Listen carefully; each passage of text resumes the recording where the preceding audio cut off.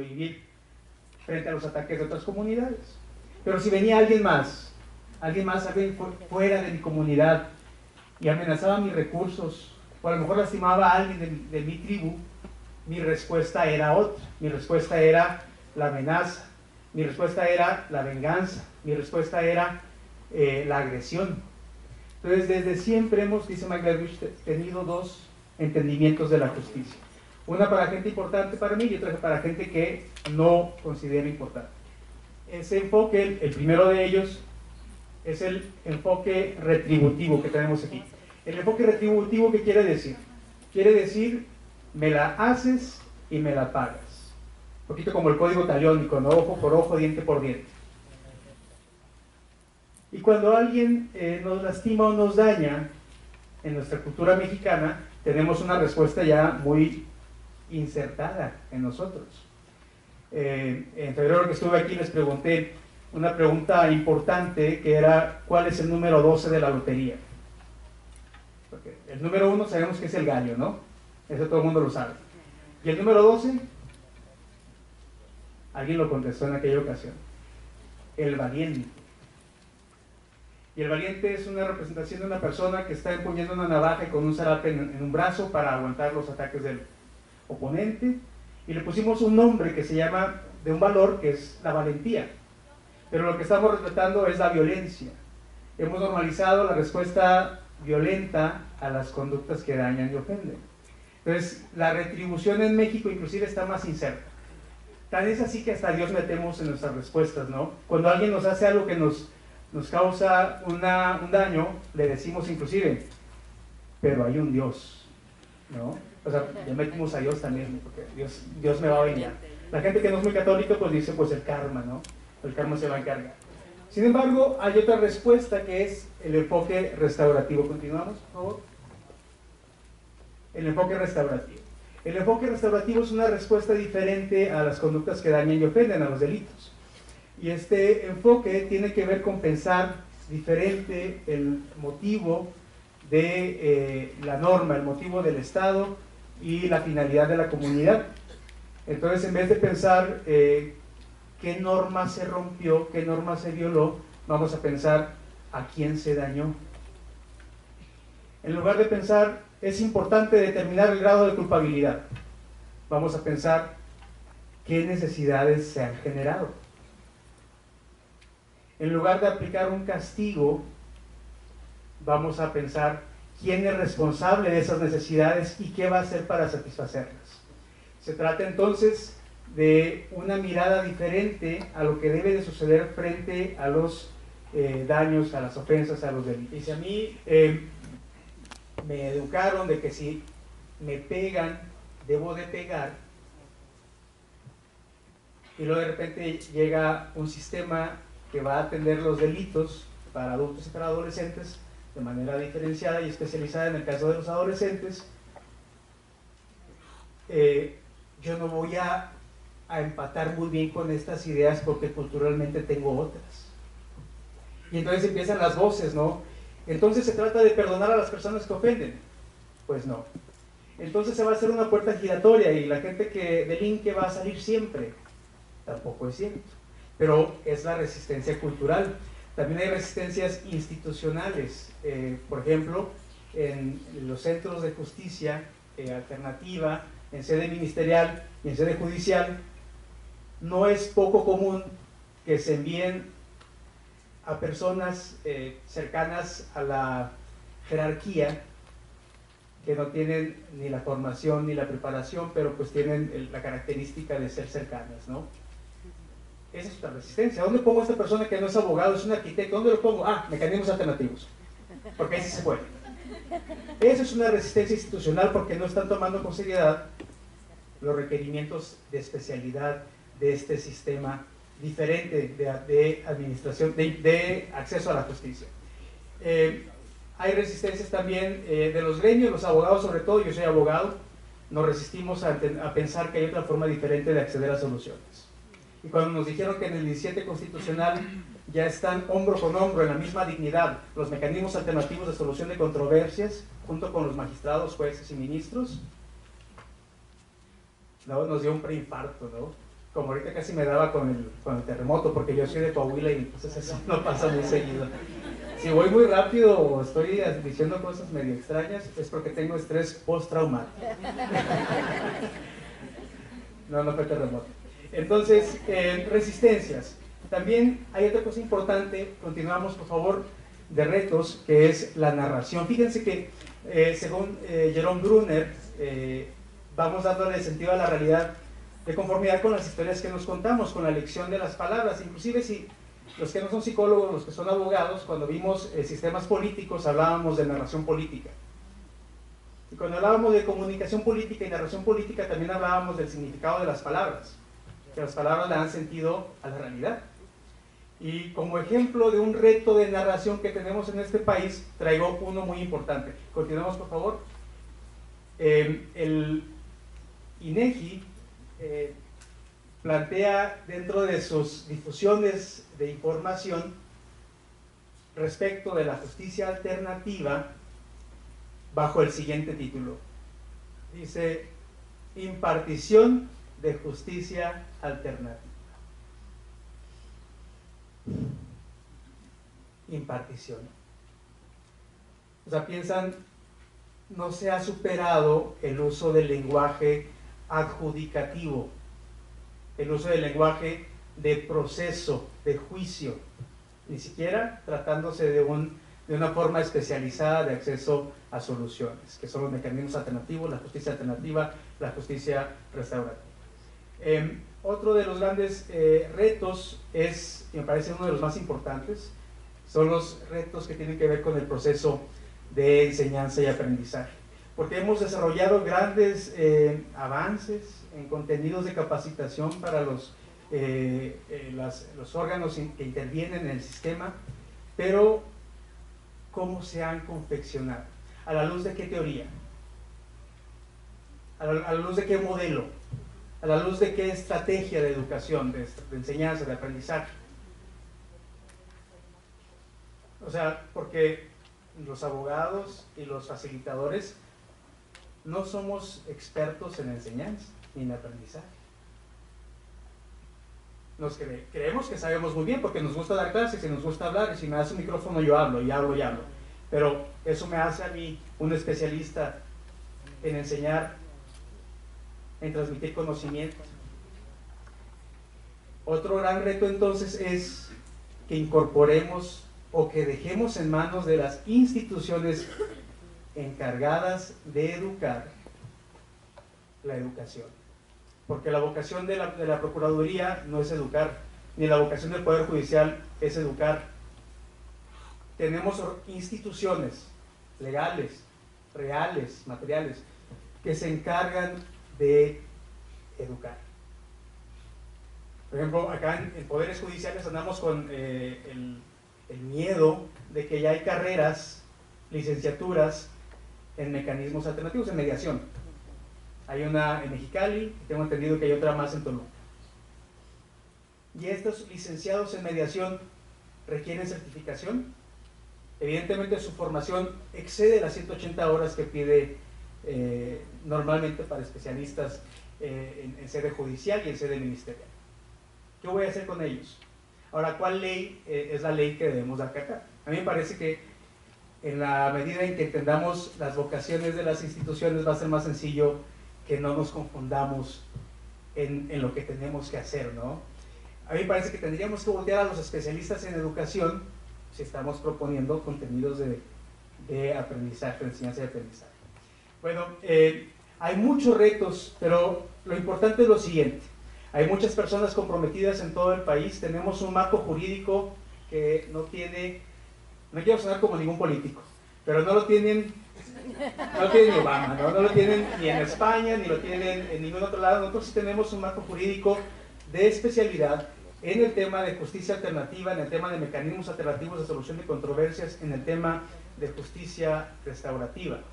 Los especialistas a veces medio que no nos ponemos de acuerdo, no importa, se ha avanzado muchísimo.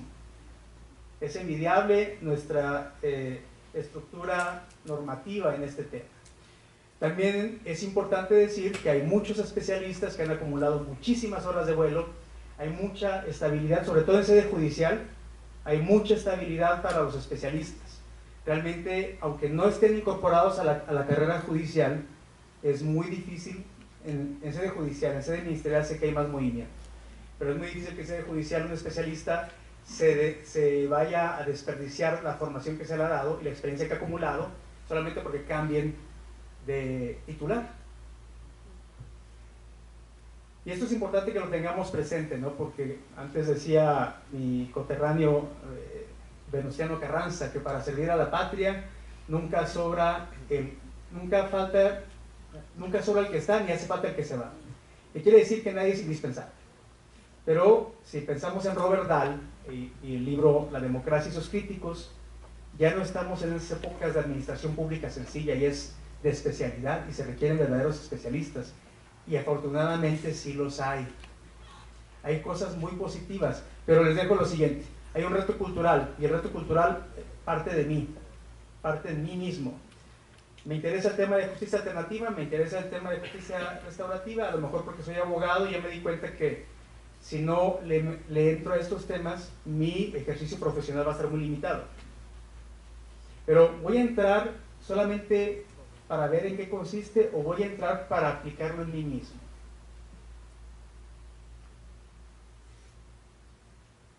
Porque bueno, yo me pongo a pensar, tengo 6 años de mediador, he participado en procesos restaurativos de homicidios culposos, de lesiones graves, de lesiones gravísimas, evidentemente de robos, y pienso sobre todo en homicidios culposos. Si me pasa a mí, si yo soy la víctima, ¿estaré yo listo o tendré resistencia?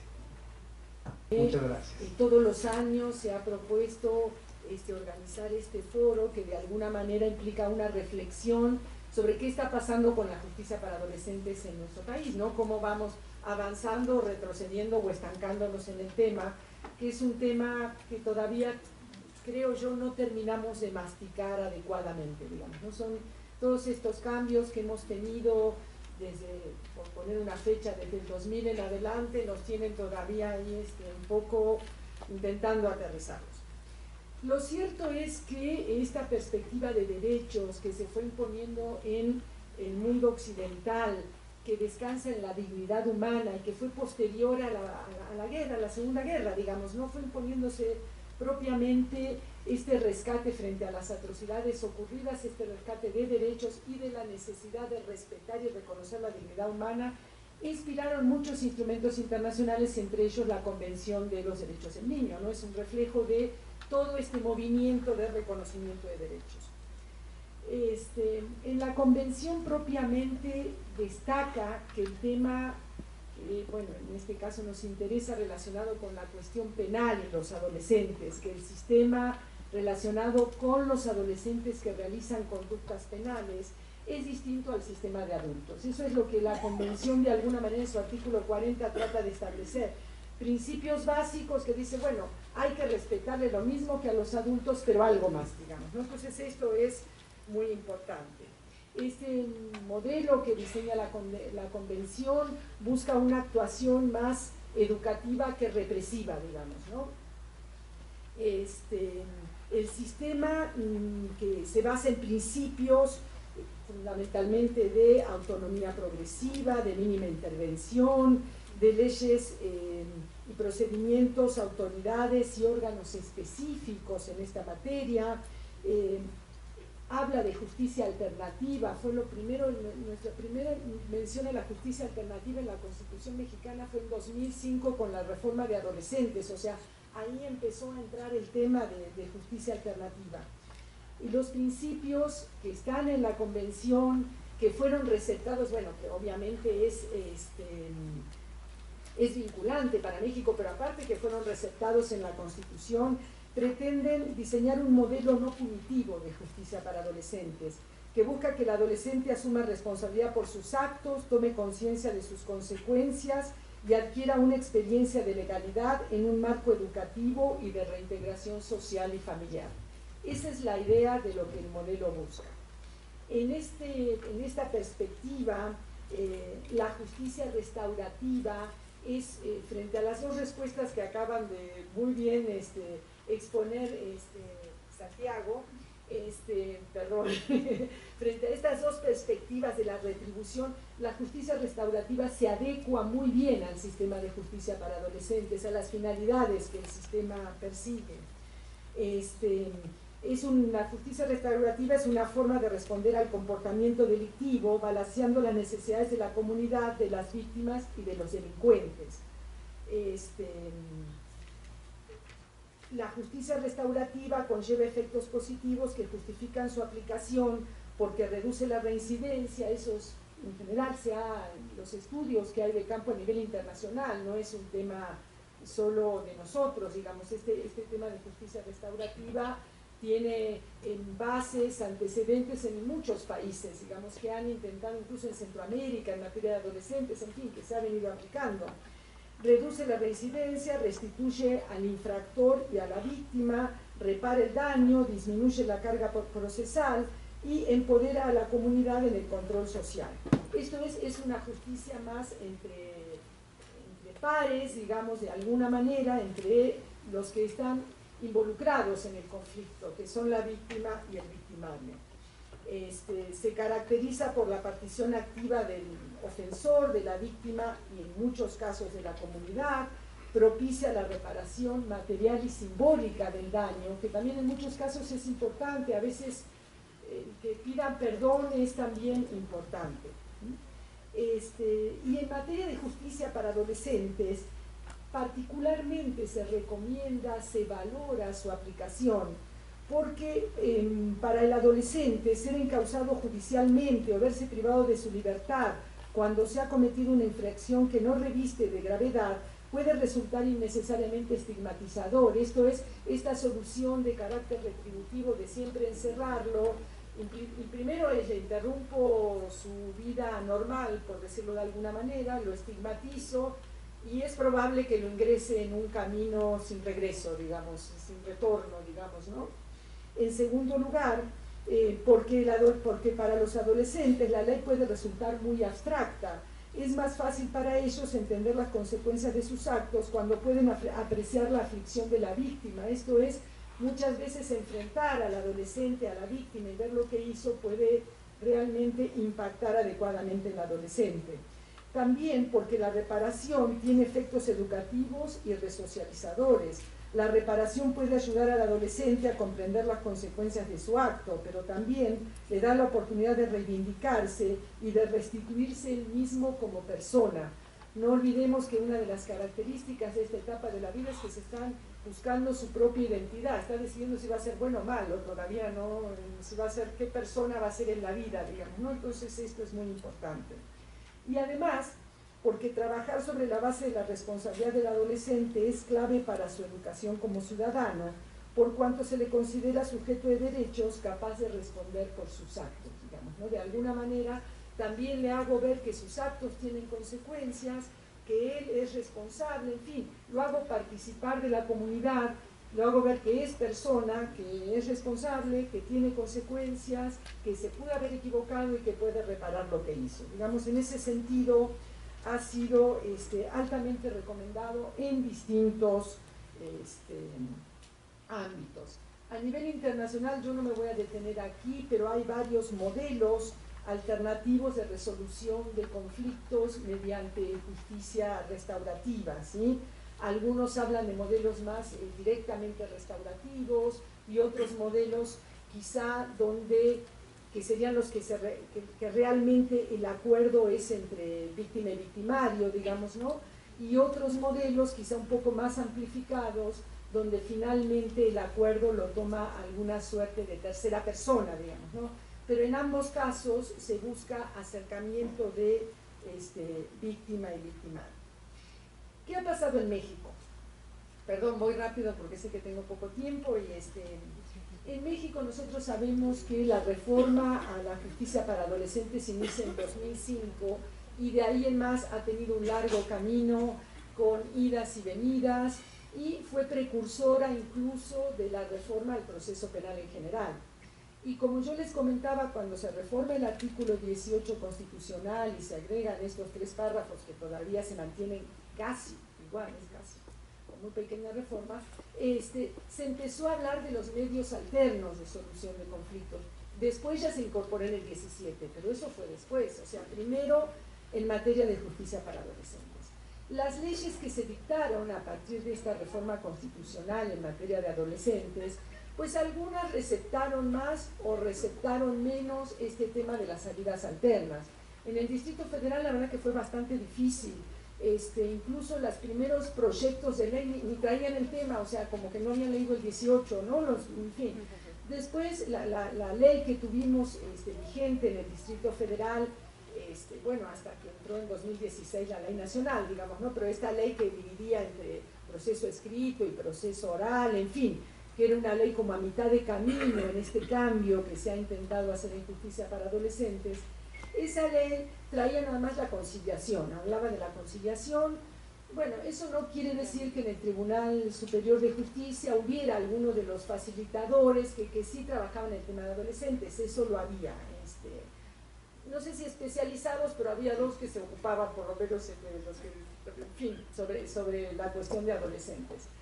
Poco a poco en la Procuraduría, también en la agencia especializada de adolescentes, empezó a haber alguna suerte también ahí como lo llamaron mediador, pero alguien que intervenía en algunos casos, haciendo entender que si en materia de adolescentes esa conciliación era más amplia que en adultos, porque era para todos los artículos que no fue, para todas las conductas delictivas que no fueran consideradas graves para adolescentes, ¿no? Entonces, bueno, eran muchos más que para adultos y se aplicaban. Sin embargo, su aplicación tuvo, y eso me consta, muchas veces, o en algunos casos al menos, la oposición precisamente de las víctimas, que a veces las víctimas no consideran que eso es justicia, a veces de los propios adolescentes, el tema de la reparación del daño, donde se buscaba muchas veces aplicar estas medidas, eran medidas de difícil aplicación. En 2016, no me voy a detener más en detalle, pero se dicta la Ley Nacional de Justicia para Adolescentes, que no fue casual, o sea, realmente precisamente las legislaciones estatales eran tan diversas, que generaban prácticamente una violación hasta el principio de igualdad, digamos, el material, por decirlo así. Un adolescente que cometía un homicidio en la Ciudad de México tenía 5 años y en Aguascalientes 20, en fin, las medidas, los procesos, el Estado de México tenía un proceso escrito para adolescentes y oral para adultos, ¿no? Cuando, en fin, todo, hubo mucha dificultad. Y esa dificultad radicó, creo yo, en que no se termina de entender este sistema, digamos. No se termina de entender un sistema de derechos para adolescentes que es distinto al de adultos. Esto es, pasamos de un sistema tutelar donde prácticamente el adolescente, bueno, ni era medio menso, por decirlo así, ¿no? A un sistema donde ahora lo queremos hacer responder exactamente igual que un adulto. No es fácil, ¿eh? Ayer me tocó, tuve que ir a hablar a un colegiado por un caso y yo veía estaban entendiendo que pues son colegiados, son magistrados penales, ¿sí? Me explico que resuelven amparos de adultos. Me daba, y este es un caso de unos muchachos de 14 años, realmente de una pelea. Yo no sé, ojalá que sí se entienda, pero me da a veces la sensación que todavía no tenemos claro. Sin embargo, yo sí creo que la ley, como decía, la ley nacional, sí ha entendido la diferencia, porque precisamente en materia de salidas alternas, la ley nacional tiene una regulación específica, la ley de justicia para adolescentes. En otros casos, en materia procesal hay una revisión al Código Nacional de Procedimientos Penales en muchos, prácticamente todos los actos procesales y esos se rigen por el Código Nacional de Procedimientos Penales, prácticamente es de aplicación supletoria y bueno, pero sin embargo en salidas alternas, por decirlo así, no deja a la Ley Nacional de Mecanismos Alternos que podría haber hecho, bueno, los mismos mecanismos que para adultos aplicamos en adolescentes, no, en esta materia sí regula figuras específicas, esto es, le dio una especial atención al tema de adolescentes y eso a mí me gratifica, ¿no? la ley prevé distintos mecanismos, ¿no? Por un lado, prevé los famosos estos acuerdos reparatorios, digamos, ¿no? Pero también prevé mecanismos de justicia restaurativa. Yo sí creo también que la ley debe ser aplicada con perspectiva de adolescentes, con algún principio de flexibilidad. ¿Qué quiero decir con esto? Por ejemplo, ya sabemos que los acuerdos reparatorios se aplican en patrimoniales no violentos, ¿sí? Yo creo que en adolescentes sí se puede aplicar en un adolescente que empujó al otro para robarle el celular, digamos. ¿Sí me explico? Porque con el empujón ya le ponen violencia física y se nos acabó el tema. Yo creo que hay esa posibilidad de flexibilidad, porque en ese caso ni siquiera le permitirían al adolescente la suspensión condicional del proceso. ¿Sí me explico? Porque como es robo con violencia física, viene en el listado de la ley de delitos que permiten el internamiento, ya, y la violencia física, digo, a veces no es relevante, no sé por decirlo. O sea, yo creo que en caso de adolescentes hay que ver cada caso, hay que aplicar el interés superior y hay que tratar siempre la medida de la mínima intervención. Eso viene en todos los instrumentos internacionales. En fin, eso nos cuesta mucho, ¿sí? Ese tipo de cosas así nos cuesta mucho porque tenemos una aplicación muy rigorista, muy legalista, muy de nullum crimen de la ley. Y bueno, que en fin, en materia de adolescentes yo creo que debiéramos ser un poco más flexibles. Creo que eso es lo que los instrumentos internacionales nos dicen y es lo que se propone.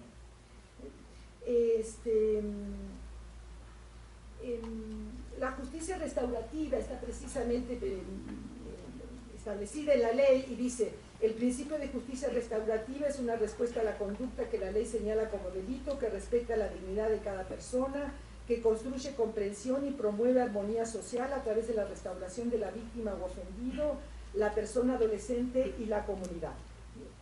Y prevé 3 supuestos de justicia restaurativa: la reunión de la víctima con la persona adolescente, que es el tipo de acuerdo, digamos, ¿no?, mediante la cual la persona adolescente y su representante buscan, construyen, proponen opciones de solución. Prevé la junta restaurativa, que es el mecanismo mediante el cual la víctima o ofendido, la persona adolescente y en su caso la comunidad intervienen en esta junta. Tiene antecedentes en Nueva Zelanda, bueno, los pueblos originarios de Nueva Zelanda hacían esta suerte de junta restaurativa y es adecuada muchas veces. Yo lo vi en Oaxaca incluso antes de que estuviera la ley, cuando la víctima y el victimario pertenecen a veces a comunidades, a pequeñas comunidades, y esta medida restaurativa se aplica no solo muchas veces durante el proceso, sino también la ley prevé que se puede aplicar en la ejecución, ¿sí? Porque el chavo que violó a la vecina, si no hay una restauración no va a poder volver a la comunidad, ¿sí me explico? Y prácticamente lo estoy orillando entonces a que ya salga de su comunidad. Entonces, bueno, la ley esto lo prevé, y por último prevé un modelo de círculos, que es aquellos en los que intervienen no solo el adolescente, la víctima, la comunidad, puede intervenir incluso alguna autoridad, digamos, ¿no? Esto tiene antecedentes en el modelo canadiense. Hace 2 o 3 años vino acá una fiscal canadiense que nos estuvo contando sobre el desarrollo en Canadá, y no se crean, tuvieron los mismos problemas que estamos teniendo nosotros o que hemos tenido nosotros para cambiar el modelo de adolescentes. Ya para terminar, lo que les puedo decir es que, hablando un poco del INEGI, lo que nosotros ha dicho el INEGI en el informe de 2017, que habla sobre 2016 en relación con justicia alternativa para adolescentes en específico, porque ven que ya tiene registros finalmente específicos para adolescentes. Lo que dice en el año 2016, dice el INEGI, que se abrieron en instancias judiciales, o sea, no alternativas, sino de proceso penal, se abrieron 5.149 casos en materia de justicia penal para adolescentes. Se concluyeron 7.272, porque había unos que venían de antes, y siguieron en trámite 2.989. Mientras que en los órganos de justicia alternativa dice el INEGI que está incluyendo los que están adscritos a los poderes judiciales o los que están adscritos a fiscalías o procuradurías, se abrieron 14.644, o sea, si ven que son muchos, ¿no? Casos relacionados con adolescentes en conflicto con la ley penal, se solucionaron 5.648 y quedaron pendientes 4.416. Los números nos permiten afirmar que el uso de los mecanismos alternos de solución de conflictos es alto, que un gran número de casos en la práctica se concluyen a través de las salidas alternas previstas en la Ley Nacional del Sistema Integral de Justicia Penal para Adolescentes. Sin embargo, no se cuentan con datos precisos sobre la calidad de los procesos, de las soluciones alcanzadas y sobre la propiedad restaurativa de los mismos. En materia de adolescentes se requiere que la persona imputada, o sea, el adolescente, comprenda el alcance y las consecuencias de su comportamiento, asuma la responsabilidad de sus actos, internalice la experiencia de legalidad, compromiso y solidaridad con la víctima de ser esto posible. A su vez es importante que la víctima comprenda la situación de la adolescencia, las características propias de esta etapa del desarrollo de las personas que constituyen la razón de ser del sistema especializado. El modelo de justicia restaurativa consideramos que es el más apropiado para solucionar gran número de conflictos con la ley penal con que se enfrentan los adolescentes. Para que estos procesos tengan lugar y se logren estas soluciones satisfactorias, más allá de que venga el papá y pague, digamos que no es lo que se busca, ¿sí? Para las partes involucradas es preciso que los operadores del sistema estén debidamente compenetrados con los mecanismos y las salidas alternas y que sean capaces de transmitir sus bondades a los sujetos involucrados, especialmente a las víctimas, por lo que es a lo que les cuesta muchas veces. Digo, no, es comprensible, pero bueno, es muy importante comprender el carácter flexible de los procesos de adolescentes y priorizar en todo momento la perspectiva restaurativa sobre la retributiva. Es la única manera que este sistema de justicia para adolescentes se justifique. Muchas gracias.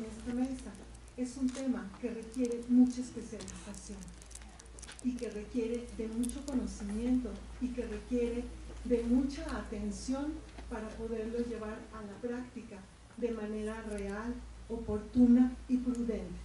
De la otra manera, lo que estamos haciendo es matando a los mecanismos alternativos porque estamos improvisando y no estamos llevando a cabo con conocimientos que son muchos los que te implican. ¿Qué te implica? Necesitas saber de muchas disciplinas, infinidad de disciplinas para poder hacer un adecuado trabajo. Entonces esto obliga, cuando se habla, creo que de 180 horas o de más de 200 que habla la ley, cuando te habla de estas horas de capacitación, lo que te está diciendo es la necesidad de un entrenamiento muy especializado para la aplicación del mecanismo. Y no solo es así en todas las materias, sino particularmente en el ámbito de los adolescentes, que no solamente tienes que saber del dominio de la gestión de conflictos, sino también tendrías que saber de materia de adolescentes, que es muy especializado tanto jurídicamente como biológicamente, neuronalmente, educativamente, familiarmente, etc. Entonces, el verlos a ustedes acá me entusiasma mucho porque me da la impresión de que estamos ante un público con gran apertura para comprender este tipo de temas y profundizarlos, estudiarlos y capacitarse al respecto. El hecho de que yo esté trabajando en estos ámbitos y que a lo que me voy a abordar específicamente es hablar de los mecanismos, donde incluiré a la parte restaurativa como práctica restaurativa, no como justicia restaurativa, entre pares, no es casualidad. No es casualidad porque esto implica que, bueno, al ser yo adolescente y al haber sido adolescente en un momento determinado y al haber sido un fuerte dolor de cabeza en las escuelas donde estuve y en mi propia familia y en mi propia comunidad, no es casualidad que me interese mucho el perdón y la justicia restaurativa y todo esto, ¿no? Entonces, y que tenga una gran empatía hacia los adolescentes y hacia los jóvenes.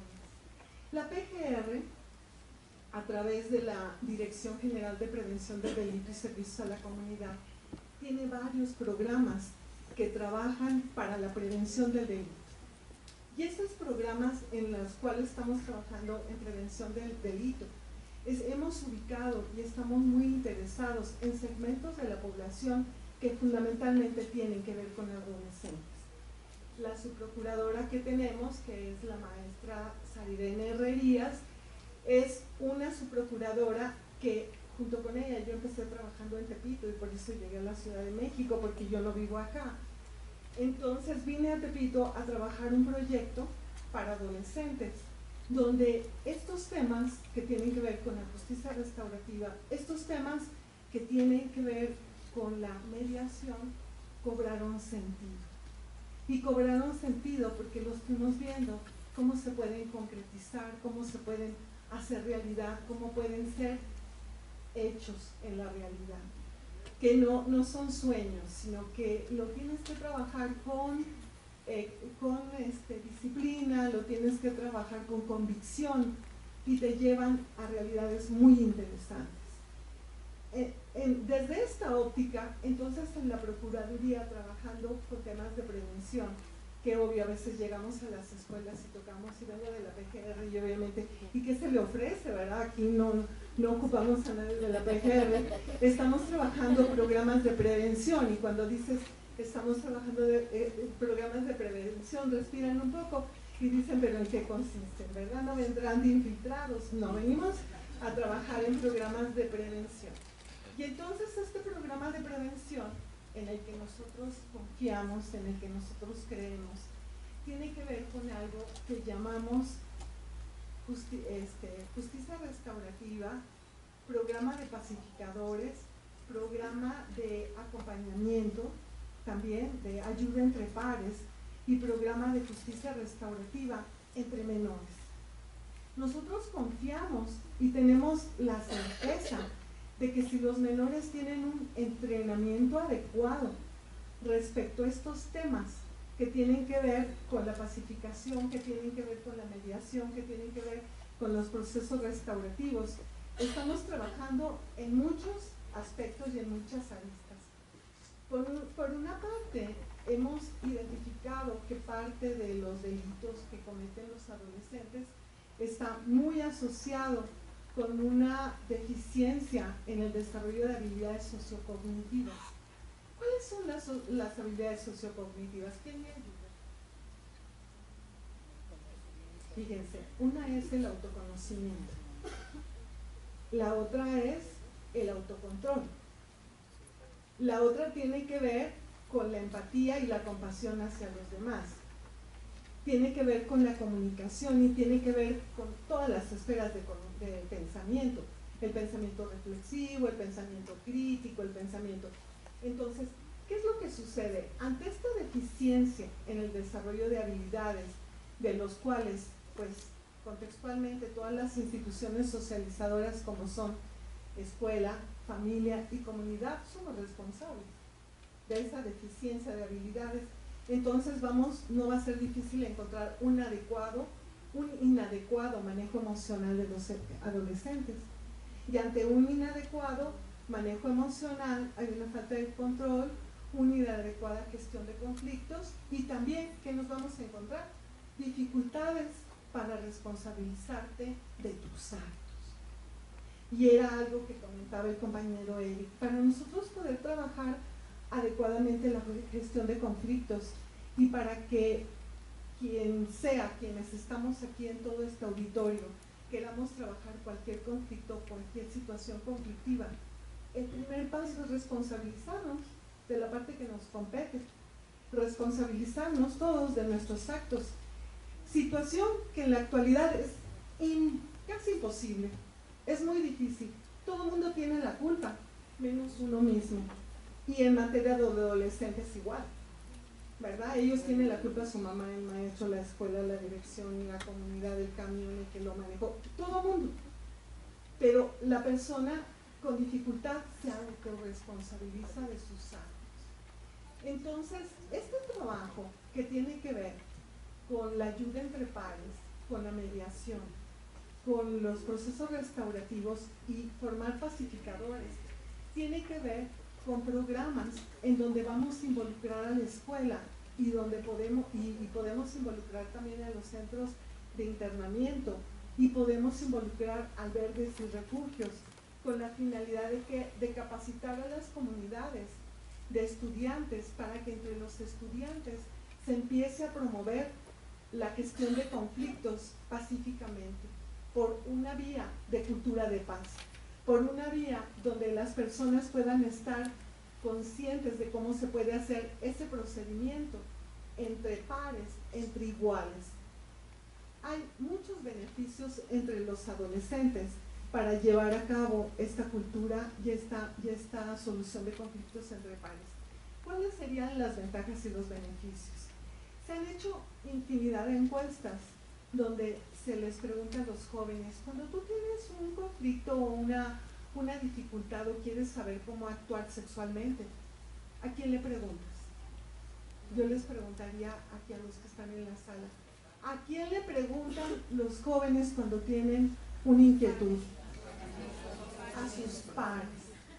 Entonces, y a lo mejor están igual de distorsionados y igual de mal. Sin embargo, me han tocado casos donde hemos evitado suicidios por la intervención de un par.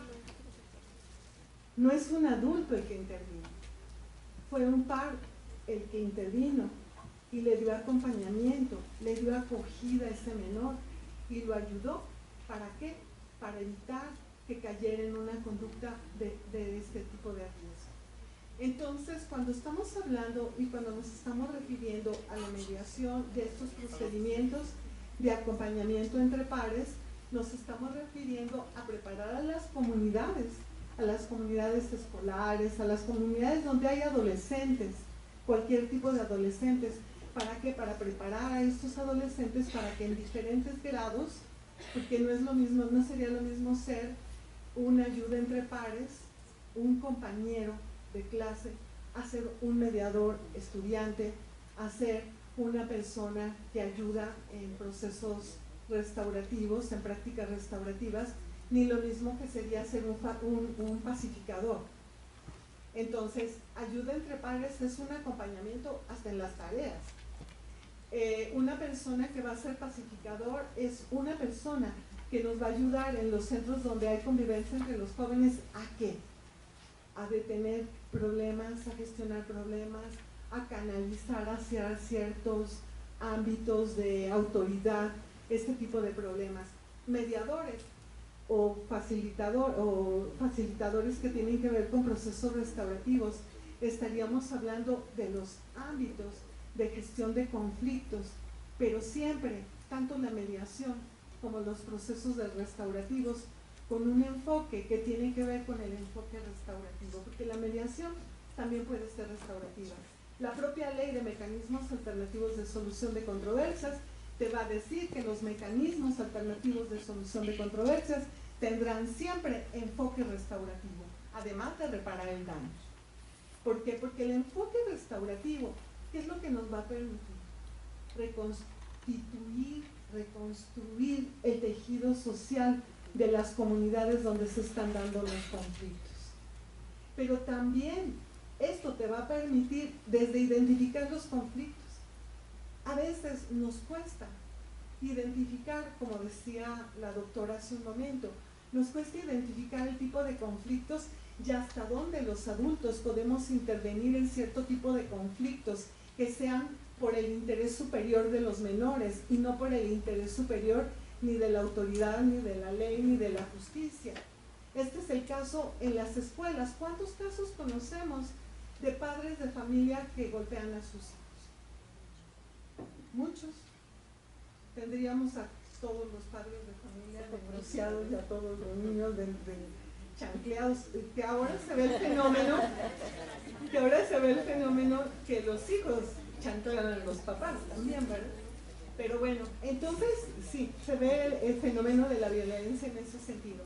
Entonces, si nosotros, por ejemplo, nos ponemos a observar de qué manera gestionar ese tipo de conductas, cómo ir clarificando y tipificando, pero desde una tipología de la escuela todo tipo de conductas o desde donde se dan las comunidades de adolescentes para ver cómo manejarlas y cómo hacer que estos grupos cobren sentido, los mecanismos alternativos. ¿Para qué? Pues para evitar delitos, para evitar conductas violentas futuras, pero muy importante, para crear una cultura de paz, para crear la cultura del mecanismo. El mecanismo no puede venir de la ley hacia abajo, el mecanismo se tiene que construir, los mecanismos de abajo hacia arriba. ¿Y dónde lo construimos? El mejor lugar para construirlo es en los adolescentes. El mejor lugar para construirlo es en los niños y en las niñas también, ¿verdad? Ellos serían los mejores portadores, porque además, de acuerdo a las experiencias que hemos tenido en centros escolares y en centros de internamiento, esto se multiplica. Empezamos con la escuela y se multiplica como cuando echamos una piedra al agua y empieza a crear ondas. Entonces empezamos a ampliarlo hacia los padres y las madres de familia y los familiares, que en ocasiones, por ejemplo, en procedimientos restaurativos que llevamos en algunas escuelas, los familiares es la abuelita y el abuelito, que están encargados de varios niños de diferentes hijos de familia de esa abuelita, porque los padres están recluidos, son internos. Entonces los hijos los tiene bajo los cuidados la abuelita, y entonces en ese sentido estamos favoreciendo a la abuelita, al abuelito, a la familia, a las personas que están internas. Estamos trabajando con todo el grupo, no solamente estamos trabajando con los adolescentes en este caso que se trabajaría, sino también esto tiene consecuencias favorables ¿para quién? Para la familia y también para la comunidad, para el grupo social en donde están viviendo. Entonces yo terminaría diciendo, no ha sido fácil el trabajo que estamos haciendo en la Procuraduría. Afortunadamente hemos tenido las puertas abiertas de muchos centros educativos que incluso, no lo van a creer ustedes, pero hacen fila y se pelean para que nosotros podamos, y aquí veo a uno de los compañeros que le consta, que hacen fila y se pelean porque desean que podamos incorporar en las escuelas este tipo de programas. Tenemos, aquí en mediación existen muchas corrientes, y una de las corrientes es una que se denomina la circular narrativa. Y la circular narrativa tiene enormes beneficios, y estamos trabajando la mediación y también procesos que tienen que ver con la práctica restaurativa en ese sentido. Estamos trabajando otra corriente que tiene que ver con la comunicación sistémica, donde en esa corriente que trabajamos con comunicación sistémica también estamos trabajando modelos de mediación, y ahí lo estamos llevando a toda la comunidad también. Entonces, compañeros, necesitamos ejército, necesitamos que se sumen a este trabajo, y necesitamos que la primera suma es tomarnos de la mano y empezar a capacitarnos mucho en todos estos temas que tienen que ver con los mecanismos alternativos de solución de controversias, porque así los vamos a hacer realidad. Muchas gracias. A mí me toca compartirles cómo lo hemos aplicado, cómo lo hemos llevado a la práctica, qué es lo que hemos hecho, y obviamente lo que nos ha costado, ya mis compañeros decían, ha sido un esfuerzo muy grande. Nos hemos topado con muchas barreras, con la propia sociedad, con la cultura que decía por allá Santiago, que no estamos acostumbrados a ver al adolescente infractor sin que se le imponga una sanción o que se le imponga una pena por haber cometido una conducta delictiva, y cuesta mucho trabajo. Incluso desde los propios operadores nos costó trabajo cambiar esta forma de pensar y de ver los mecanismos. Yo creo que todos también, Santiago, se habrá enfrentado en los centros. Nos llega a pasar mucho que se vea el acuerdo reparatorio como el simple hecho de llegar, pagar y vámonos, ¿sí? O sea, nos llegan a veces abogados, ministerios públicos, defensores, y nos dicen, es que yo ya me arreglé con ellos allá afuera, Entonces lo único que quiero es que hagan el documento, firmarlo, pagarle y nos vamos. Esto no es la finalidad de un proceso de justicia restaurativa y mucho menos con el adolescente. Al adolescente tenemos que enseñarle a responsabilizarse, tenemos que descubrir cuáles son las necesidades de él, pero también no perdamos de vista algo. En lo particular, en la cuestión de adolescentes, tenemos dos grupos vulnerables. No podemos apostar nada más todo por el adolescente, del otro lado también tenemos una víctima. Y a esa víctima no le podemos decir que pues se perdona todo por el simple hecho de que es un adolescente, ¿sí? Entonces tenemos ahí pues dos grupos vulnerables a los que tenemos que atender de la misma manera, ¿sí? Entonces ha sido un esfuerzo muy grande, lo hemos hecho, los convenios internacionales obligan a los estados a que hagamos un esfuerzo incluso presupuestal para atender esta situación. Voy a compartirles lo que hemos logrado, voy a hacer una pequeña reseña, porque esto no ha sido un trabajo de la implementación de la reforma en materia nacional para acá. Nosotros empezamos desde mucho antes, ¿sí? Entonces, si me ayudan por favor con las presentaciones. Bueno, este es el personal del Centro Estatal de Justicia Alternativa. Somos actualmente 74 mediadores en todo el estado y trabajamos todas las materias. Ahorita les voy comentando. En el estado de Guanajuato, desde 2011, empezamos con el sistema acusatorio para adultos. Sin embargo, ya desde 2005 trabajábamos también con nuestra propia ley de adolescentes, donde se contemplaban los mecanismos alternativos. Les soy bien sincero, no teníamos la especialidad para trabajar en adolescentes en mecanismos alternativos en aquel entonces. Lo trabajábamos exactamente igual que se trabaja para adultos, no veíamos esa distinción. Cuando inicia el sistema acusatorio penal en Guanajuato para adultos, el Supremo Tribunal, la Procuraduría y la Defensoría de Oficio vimos la necesidad de especializarnos en estos sistemas. Entonces apostamos a la capacitación de los operadores, apostamos a la infraestructura y apostamos a la tecnología, ¿sí? ¿Cómo lo hicimos? Decía por ahí Santiago, no basta con las 180 horas de capacitación.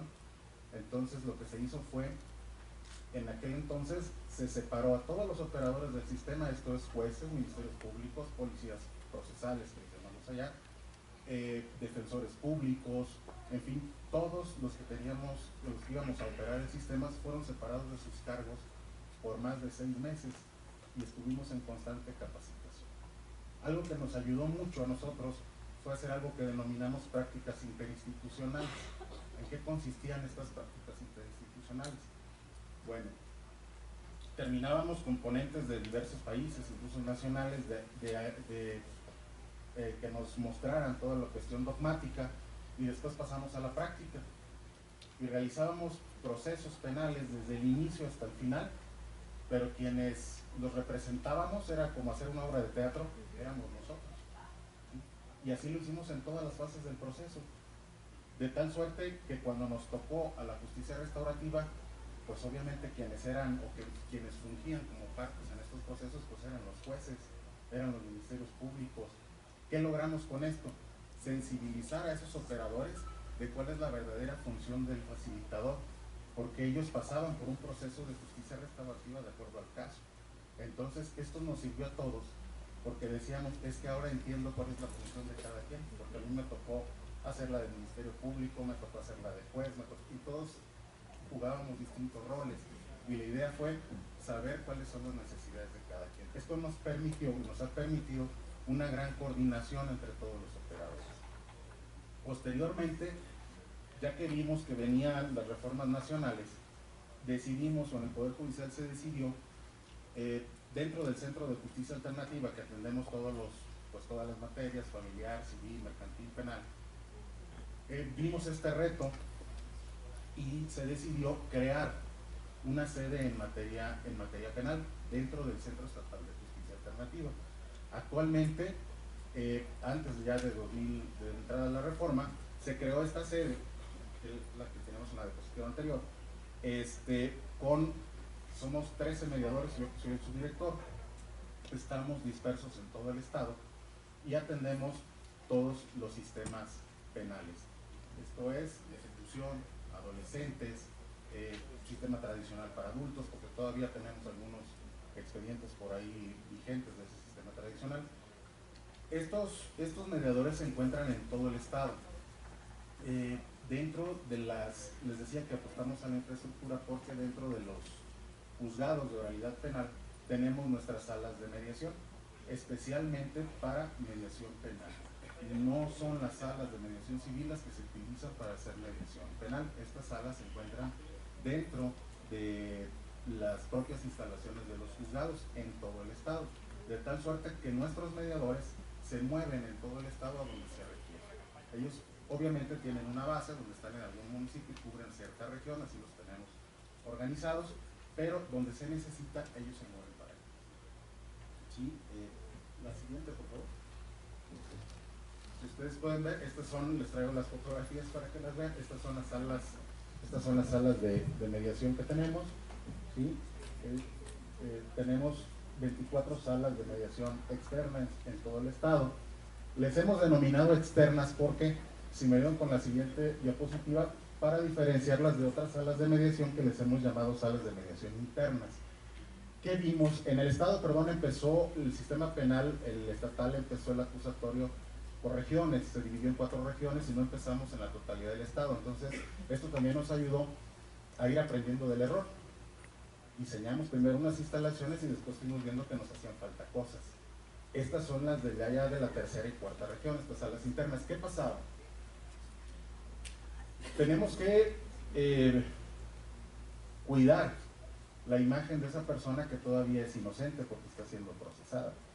Entonces, ¿qué nos pasaba cuando teníamos una mediación con una persona detenida en aquel sistema acusatorio estatal?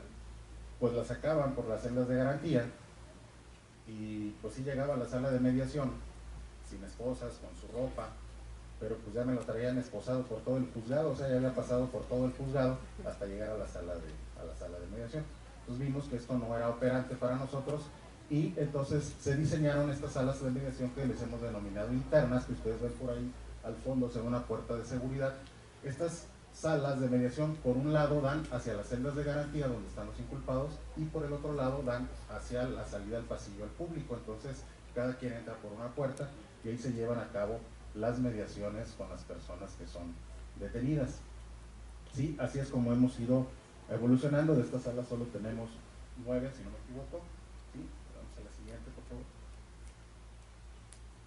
Ahora, en materia de adolescentes, ¿qué hicimos? Bueno, tenemos 5 juzgados que se dividen en distritos. Estos son los juzgados de adolescentes en el estado. Y dentro de estos juzgados tenemos nuestras propias instalaciones para hacer la mediación. Son los propios mediadores, los de la sede penal, esos 14, los que llevan a cabo la mediación penal para adolescentes. Hicimos esto para separar a los adolescentes de los adultos y cada quien tenga sus propias instalaciones. Esto es, no llevamos a los adolescentes a las instalaciones de los adultos. Ellos tienen sus propias salas de mediación. ¿Sí? Continuamos, por favor. Estas son las salas de mediación para los adolescentes. Estas se encuentran dentro de los juzgados de adolescentes y ahí se llevan a cabo todas las mediaciones con ellos. Hemos tratado de que sea un lugar agradable, que sea un lugar amigable. Esta sala que ustedes ven abajo y que tiene por ahí una pantalla es por lo siguiente. Esa es la sala que se encuentra en la ciudad de León y en la ciudad de León es donde está el centro de internamiento. Ahí es donde están internados los menores infractores de todo el estado. Entonces, diseñamos este sistema que ven ustedes ahí, que es un sistema de videoconferencias, porque a veces se nos presenta la dificultad de que el menor infractor que está internado en León es de un municipio que está a más de 5 horas de esa zona, y entonces que venga la víctima con todo y que ya vimos que es una persona vulnerable, que fue víctima, hacerla venir hasta el juzgado de León, y a veces con muy escasos recursos y a veces con escaso transporte, porque déjenme decirles que hay comunidades en las que nada más hay un camión que sale a las 7 de la mañana y otro regresa a las 6 de la tarde y ya no hay más. Entonces, ¿qué diseñamos? Bueno, diseñamos este sistema de teleconferencias para poder llevar a cabo estas mediaciones de esta manera. En el centro de internamiento puede estar un mediador con un adolescente y en el otro municipio va a estar el otro facilitador de nosotros con su laptop y desde ahí se puede estar llevando a cabo ese procedimiento de mediación. La idea de nosotros es que no existan pretextos para que se lleve a cabo un procedimiento de justicia restaurativa. Por eso les digo, hemos apostado a la infraestructura y a la tecnología para acercarles la justicia a ellos, que no tengan pues ningún pretexto para decirlo, no participé porque no pude ir o porque no pude llegar. Esto ha requerido, obviamente, como les decía, vemos la siguiente, de mucha coordinación con todas las dependencias que intervienen. La capacitación. Nos decía Santiago, bueno, es que no debe ser una capacitación, o yo así lo entendí, para cumplir el requisito de la ley. Yo creo que debemos ir más allá. Se ha hablado aquí en estas mesas del conocimiento que el facilitador debe tener, y es cierto, debe conocer desde la psicología, desde el desarrollo del adolescente para saber con quién está tratando, que no es lo mismo que tratar con un adulto. Entonces no se trata nada más de darle 100 horas de capacitación a los facilitadores sobre temas de la ley. En el caso de nosotros, de la sede penal, todos son abogados y pues cualquiera puede leer la ley, pero no se trata de eso, se trata de ver el enfoque que le va a dar a la justicia restaurativa. ¿Qué hicimos? Bueno, están especializados no los 14, sino estamos especializados los 74 mediadores del centro, no porque no estén en penal, no se especializan. Ahora sí que a las capacitaciones vamos todos parejos, civiles y penales. Los civiles vamos a los civiles vienen a las de penal y los de penal vamos a las de civiles. Todos estamos preparados en todos los temas. Hablando, nos decía Alicia que había muchos modelos, nos platicaba de muchos modelos, también Patti de muchos modelos en otros países. Entonces, en esta última certificación nos dimos a la tarea, ustedes ven por ahí las personas que están en ese salón, es un grupo que muchos conocerán que se llama Tierra de Hombres de Perú. Ellos pues son considerados pues los que tienen el avance más significativo en justicia restaurativa para adolescentes. A ellos los trajimos para que nos dieran talleres y también enviamos mediadores a Perú para que se fueran a capacitar con ellos en todos estos modelos de justicia para adolescentes. Entonces, es así como tenemos que enfrentar el sistema, ¿sí? Apostándole a todo esto. Si vemos lo siguiente, por favor. Estos son nosotros les llamamos conversatorios. Constantemente nos estamos reuniendo con jueces, defensores y ministerios públicos para estar hablando de todos los temas que se nos presentan en justicia para adolescentes. Cuando se nos presentan cuestiones incluso jurídicas difíciles de dilucidar, pues nos reunimos y entre todos le damos una solución, ¿sí? La siguiente, por favor. Voy rapidísimo, porque ya me están ganando el tiempo. En el estado tenemos una red para adolescentes que se llama Red Institucional para Adolescentes, que es esta que ven ustedes aquí, que la maneja la Procuraduría de Justicia. En esta red de apoyo para adolescentes intervenimos instituciones privadas, instituciones públicas, y nos reunimos cada 2 meses para hablar de cómo ayudar a los adolescentes. Participa mucho con nosotros la sociedad privada, todas las asociaciones. Tenemos, por ejemplo, Secretaría de Educación Pública, Educafin, la Secretaría del Deporte. Entonces estamos analizando siempre cómo intervenir desde que tenemos un caso de un adolescente, desde que llega a la agencia del Ministerio Público, que pasa por justicia restaurativa e incluso en sentencia. Y nos reunimos constantemente para ver qué programas se están implementando y cómo nos estamos ayudando. Esa es una red que nos funciona muchísimo, a los facilitadores les sirve mucho, porque ustedes saben que dentro de los procesos restaurativos a veces se convienen cosas como que pues yo voy a tomar un tratamiento de deshabituamiento de drogas, pues entonces tomo una de estas organizaciones que le va a proporcionar ese tratamiento de forma gratuita.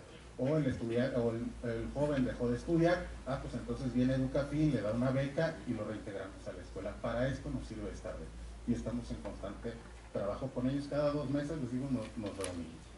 La siguiente, por favor. Termino. La difusión, muy importante. En nuestro caso hemos considerado que no tenemos que esperar a que ellos vengan a nosotros tenemos que ir a donde están ellos. Entonces nosotros vamos a las escuelas, a las universidades, difundimos estos mecanismos, hacemos prácticas con ellos. Se está capacitando ya a la Secretaría de Educación del Estado en estos temas de justicia restaurativa para que ellos apliquen estos mecanismos cuando los jóvenes tienen por ahí conflictos. La siguiente, por favor. También nos hemos preocupado por la calidad de nuestros procesos. Entonces, desde hace 3 años nos certificamos bajo la norma ISO 9001, ¿sí? Son procesos de certificación que certifican la calidad de nuestros procesos. Cada año se nos audita y esto nos ha ayudado mucho a homogeneizar nuestros procesos y a, obviamente, pues dar una atención de calidad a la ciudadanía. Y la siguiente, porque es la última. Y el aspecto tecnológico importantísimo, se creó especialmente un sistema informático donde se puede pues administrar prácticamente absolutamente todo el expediente desde su propio teléfono. El mediador puede traer ahí prácticamente su oficina en tiempo real, puede ver expedientes digitalizados, puede ver todo lo que sucede en esa plataforma. Y pues ya no están por ya, no me queda más que despedirme, les traigo más que es mucho más todavía. Pues agradecerles, invitarlos también si tienen la intención de conocer de cerca nuestras instalaciones, lo que hacemos, con mucho gusto son bienvenidos, universidades, instituciones, los abogados, quien quiera. Ahí en la página de Poder Judicial están nuestros datos, nos hacen una llamada y con muchísimo gusto los recibimos por aquí. Muchas gracias.